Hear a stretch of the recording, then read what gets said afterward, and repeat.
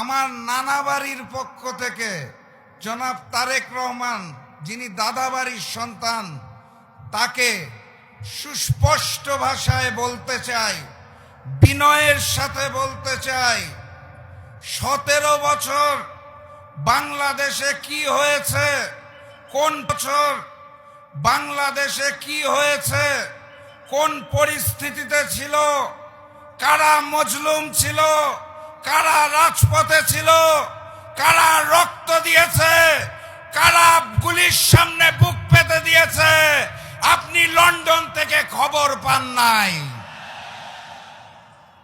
এই কারণে লন্ডন থেকে নেমে ওই আগের স্বৈরাচার ফ্যাসিস্ট শেখ হাসিনার সুরে তাল মিলিয়ে কথা বলা শুরু করেছেন। আপনার মরহুম পিতা এবং মাতা আলেম ওলামাদের অত্যন্ত সম্মান করতেন। দেশনেত্রী বেগম খালেদা জিয়া জামাতে ইসলামের নেতৃবৃন্দকে সম্মান করতেন। আপনি দেশে নেমে আওয়ামী ভাষায় ৭১ আর রাজাকারের গল্প নতুন করে শুরু করেছেন। আপনি ইতিহাস বোধহয় ভুলে গেছেন। আপনাকে বিনয়ের সাথে স্মরণ করিয়ে দিতে চাই, শহীদ প্রেসিডেন্ট জিয়াউর রহমান প্রেসিডেন্ট হওয়ার পর সর্বপ্রথম যাকে প্রধানমন্ত্রী করেছিলেন সেই ব্যক্তিটিকে দয়া করে ইতিহাস পড়ে দেখবেন। রাখবেন জননেতা রাশেদ প্রধান।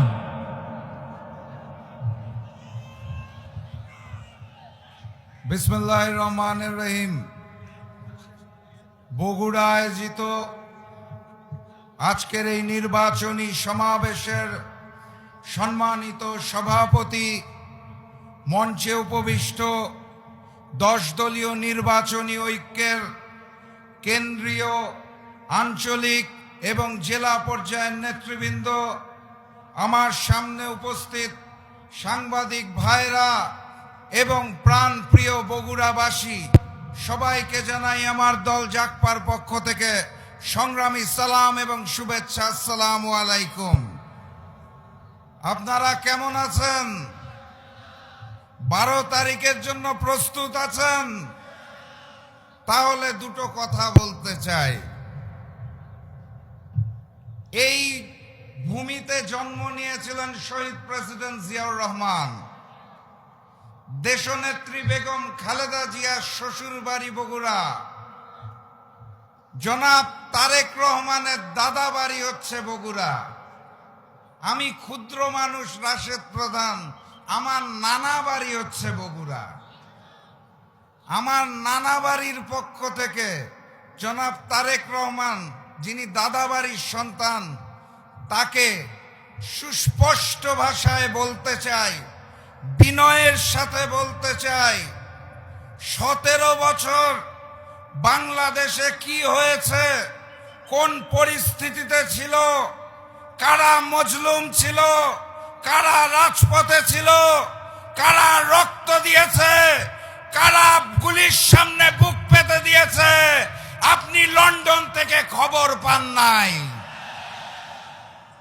এই কারণে লন্ডন থেকে নেমে ওই আগের স্বৈরাচার ফ্যাসিস্ট শেখ হাসিনার সুরে তাল মিলিয়ে কথা বলা শুরু করেছেন। আপনার মরহুম পিতা এবং মাতা আলেম ওলামাদের অত্যন্ত সম্মান করতেন। দেশনেত্রী বেগম খালেদা জিয়া জামাতে ইসলামের নেতৃবৃন্দকে সম্মান করতেন। আপনি দেশে নেমে আওয়ামী ভাষায় ৭১ আর রাজাকারের গল্প নতুন করে শুরু করেছেন।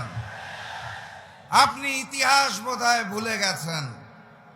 আপনাকে বিনয়ের সাথে স্মরণ করিয়ে দিতে চাই, শহীদ প্রেসিডেন্ট জিয়াউর রহমান প্রেসিডেন্ট হওয়ার পর সর্বপ্রথম যাকে প্রধানমন্ত্রী করেছিলেন সেই ব্যক্তিটিকে দয়া করে ইতিহাস পড়ে দেখবেন।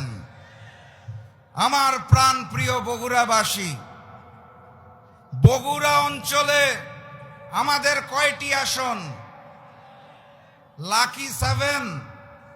কোন রক্তচক্ষুর সামনে, কোন পেশি শক্তির সামনে মাথা নত করা যাবে না। আগামী 12 তারিখ গণভোটে হাঁকে জয়যুক্ত করতে হবে।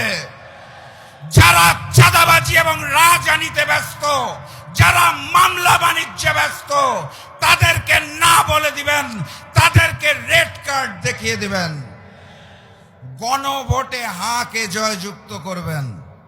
আর ওই যে আগামী দিনের প্রধানমন্ত্রী, আমাদের মানবিক নেতা ডাক্তার শফিকুর রহমানকে এই বগুড়ার পক্ষ থেকে আমরা 7টি আসন উপহার দিব ইনশাআল্লাহ। ওয়াদা করছেন? তাহলে 12 তারিখ থেকে কোনো ঘুম নাই, সকল কেন্দ্র পাহারা দিতে হবে, কারোর সামনে মাথা নত করব না এক আল্লাহ ছাড়া। ইনশাআল্লাহ 13 তারিখ আমার নানা বাড়ি বগুড়া এসে আপনাদের সাথে বিজয় উৎসবে বগুড়ার দই খেয়ে যাব। আবারও দেখা হবে, আবারও কথা হবে। সবাই ভালো থাকবেন। বিজয়ের পথে যাত্রা শুরু, জীবন অথবা মৃত্যু। আসসালামু আলাইকুম। ওয়ালাইকুম রহমাতুল্লাহ। আমাদের মধ্যে যারা সনাতনী ধর্মের ভাই রয়েছেন তাদের জন্য রইল আমার শুভেচ্ছা এবং আদাব। সম্মানিত উপস্থিতি, আমি আমার বক্তব্যের শুরুতে স্মরণ করতে চাই যাদের হাত ধরে নতুন বাংলাদেশ পেয়েছি, আমার সেই বগুড়ার কৃতি সন্তান, সেই নন্দীগ্রামের শহীদ সোহেল রানা, আমাদের কাহালুর শহীদ মনির সহ বগুড়ার প্রিয় শহীদদের স্মরণ করতে চাই। আল্লাহ রাব্বুল আলামিন তাদেরকে জান্নাতের সর্বোচ্চ মাকাম দান করুক। সম্মানিত উপস্থিতি, যে শহীদদের রক্তের বিনিময়ে আমরা নতুন বাংলাদেশ পেয়েছি, যে বগুড়ায় আজ আমরা কথা বলতে পেরেছি, দুঃখজনক হলেও সত্য, শহীদদের সেই বগুড়াকে আজ চাঁদাবাজির শহরে পরিণত করা হয়েছে। গত 3 দিন আগে নন্দীগ্রামের মুরাদপুর থেকে এক কৃষক আমাকে ফোন দিয়েছে, ফোন দিয়ে রিকোয়েস্ট করছে, ফয়সাল ভাই, আল্লাহ চাই তো আপনি এমপি হবেন ইনশাআল্লাহ। আমরা চাই আমাদের মাঠে যে আলুগুলা বড় হচ্ছে, এই আলুগুলাতে যেন মাঠ থেকে আনার পর প্রতি ট্রাকে 4000 টাকা করে রাজনৈতিক দলের নেতাদের চাঁদা দিতে হয়, এটা আপনি বন্ধ করবেন। আমি তাকে ইনশিওর করেছি শুধু মুরাদপুর নন্দীগ্রাম কাহলু নয়, বগুড়া সহ সারা বাংলাদেশে জনগণকে সাথে নিয়ে সকল চাঁদাবাজদের আমরা মোকাবেলা করব ইনশাআল্লাহ। সম্মানিত উপস্থিতি, আমাদের আমির জামাত আজকের প্রোগ্রামে আসবেন। এখানে নেতৃবৃন্দর মাধ্যমে আমির জামাতকে জানাতে চাই, বাহ্যিকভাবে বগুড়াকে মানুষ অনেক কিছু মনে করে, কিন্তু আজ আমার কাহালু নন্দীগ্রাম এমন একটি এলাকা, যে এলাকায় বর্ষাকালে রোগীকে তক্তায় করে হসপিটালে নিতে হয়। আমরা আমির জামাতের মাধ্যমে কাহালুবাসীর পক্ষ থেকে, নন্দীগ্রামবাসীর পক্ষ থেকে আহ্বান জানাতে চাই, এই অবহেলিত এই জনপদের জন্য আমরা গ্রামীণ অবকাঠামো নামক স্পেশাল একটি প্রজেক্ট চাই, যে প্রজেক্টের মাধ্যমে এই কাহালু নন্দীগ্রাম সহ বগুড়াবাসীর গ্রামীণ অবকাঠামোর উন্নয়ন ঘটানো হবে।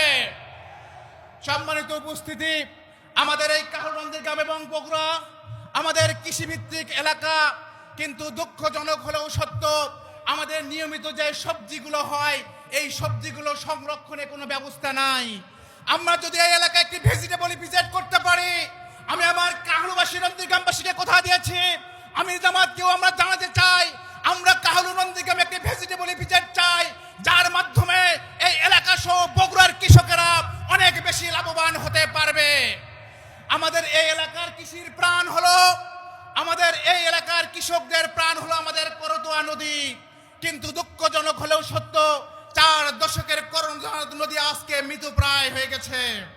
আমির জামাত গতকাল আমাদের পঞ্চগড়ে বক্তব্যে বলেছেন তিনি আজকে তিস্তার মহাপরিকল্পনা বাস্তবায়ন করবেন।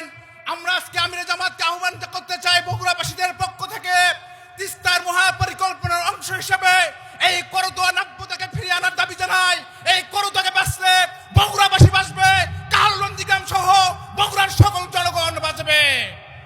সম্মানিত উপস্থিতি, আমাদের একটি কথা বললে নয়, আমরা জুলাইয়ের যোদ্ধা সহ আমরা বগুড়ার যুবকেরা নতুন বাংলাদেশের জুলাইয়ের বিপ্লবে পড়ে আমরা দ্রুত গতিতে আমরা চেয়েছিলাম বগুড়া সিটি কর্পোরেশন বাস্তবায়ন হোক, বিশ্ববিদ্যালয় চালু হোক এবং এয়ারপোর্ট বাস্তবায়ন হোক, কিন্তু দুঃখজনক হলেও সত্য, শুধুমাত্র ক্রেডিট হারানোর আশঙ্কায় একটি দল সেটিকে বন্ধ রেখেছে। আমরা শুধু বগুড়াকে সিটি কর্পোরেশন নয়, বগুড়াকে আমরা শিল্প কারখানা থেকে শুরু করে শিক্ষা স্বাস্থ্যের উন্নয়ন ঘটিয়ে মেগা সিটিতে আমরা পরিণত করতে চাই। আমি সর্বশেষ আহ্বান জানাতে চাই, আরব আমার, ভারত আমার, চীন আমার নয়কপর, বিশ্বজোড়া মুসলিম আমি সারাটি জাহানে বেঁধেছি ঘর। এই বগুড়ার সকল ঐতিহাসিক ব্যক্তিদের আমরা সম্মান জানাই, কিন্তু বগুড়া কারুর ঘাঁটি নয়। বগুড়াবাসী আগামী 12 তারিখে